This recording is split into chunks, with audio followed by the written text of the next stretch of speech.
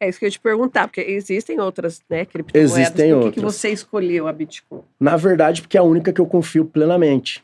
Ele foi um projeto, desde o início, focado em agregar valor para a humanidade.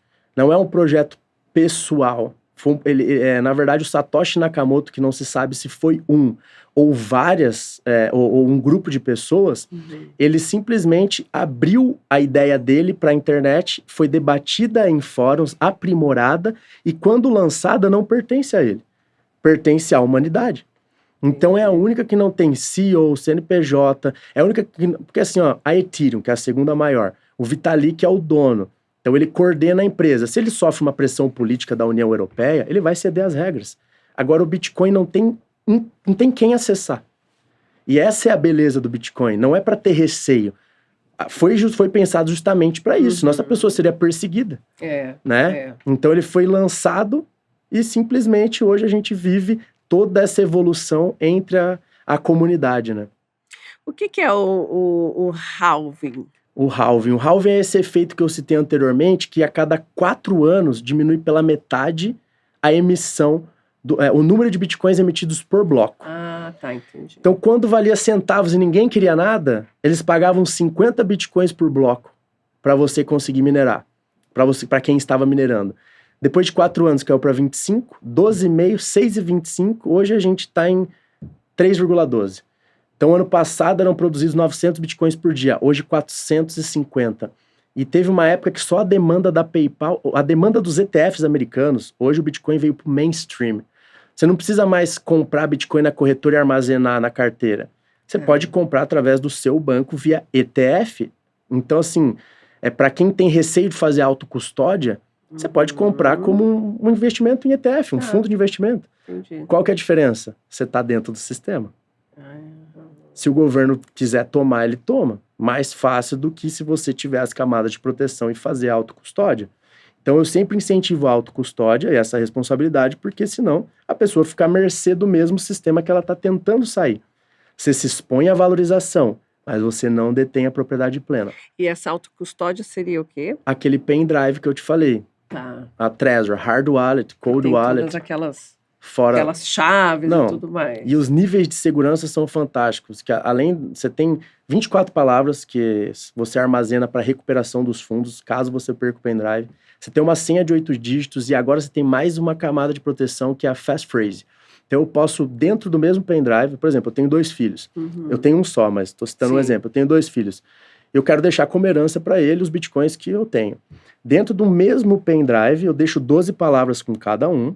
Eles vão ter que se unir para acessar. Quando eles acessarem, eles vão ter uma senha secreta para cada um deles que só eles vão conseguir acessar. Então, assim, você cria camadas de segurança. Então, se alguém achar minhas 12 palavras, eles vão ter que saber minha senha de 8 dígitos e mais a minha passphrase.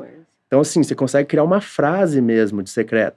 E aí, cada um vai individualizar da forma como entende melhor e a depender também do valor investido, né? Camadas de segurança são atribuídas. Você falou em deixar de herança e tudo mais. Como é que fica essa tributação, no caso, para herança? A mesma tributação de qualquer bem. Hoje o ITCMD, né? E agora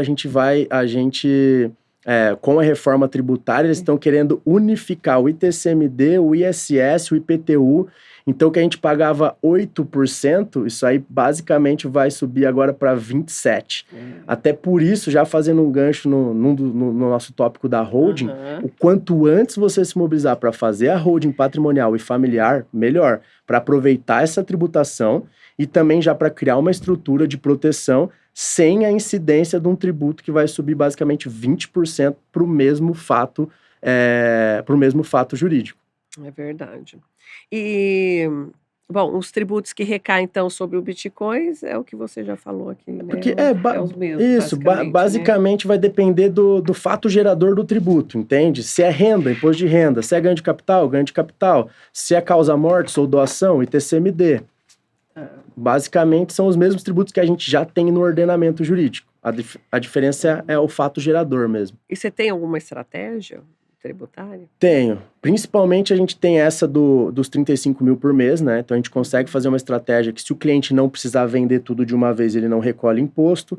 Tem algumas estratégias também que a gente pode usar armazenando fora fora do Brasil, né, do sistema de exchanges, né?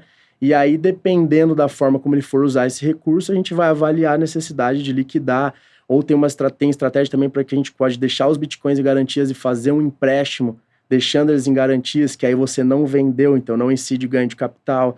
Tem algumas formas de estruturar. Eu já estava conversando com um tio meu, ele ficou assim, abismado. Porque, por exemplo, eu consigo comprar 1 milhão em Bitcoin, deixa em garantia para aproveitar a valorização dele. Se eu precisar usar, eu consigo sacar até 500 mil reais, utilizando sem vender, pagando 1% de juros ao mês sobre o capital que eu usar. Então eu posso simplesmente pegar emprestado para não vender, o Bitcoin dobrando de valor, seria basicamente como se ele tivesse pago aquela dívida. Então tem várias estratégias que a gente consegue. E junto com isso, fazendo uma operação de hedge com opção ou no mercado futuros, que é a forma que você tem de pagar um seguro, igual o seguro do carro. Você define a perda. Você define a sua perda máxima. Não, eu vou investir 5 a 10%, não quero perder mais que isso, dada a volatilidade que pode cair 30%, vou investir 10% do capital para proteger o valor total. Então, do 1 milhão, eu nunca vou ter menos que 900. E nessa estrutura de colocar o Bitcoin em garantia, eu consigo ainda proteger contra essa queda, né? Então, a gente tem estruturas mais complexas a depender do valor investido pelo cliente.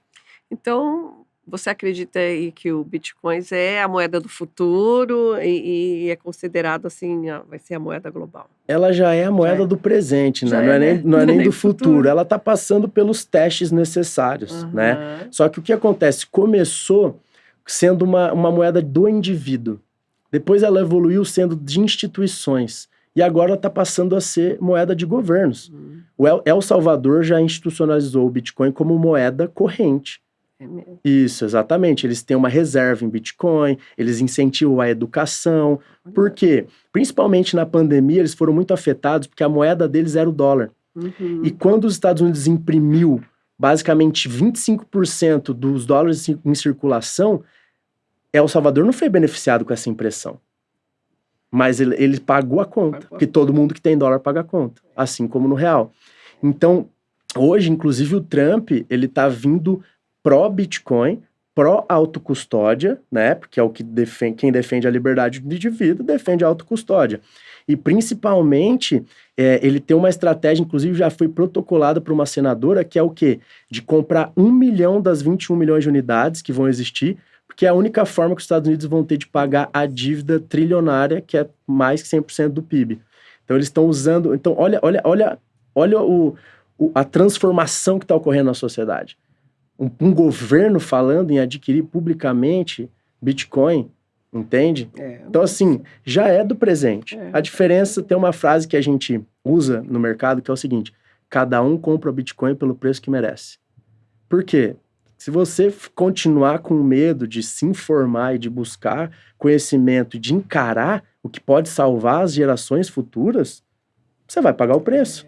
E quem não comprou a 100 mil, não vai conseguir comprar 1 milhão. Este é o canal de cortes oficial do Com Rose Pod.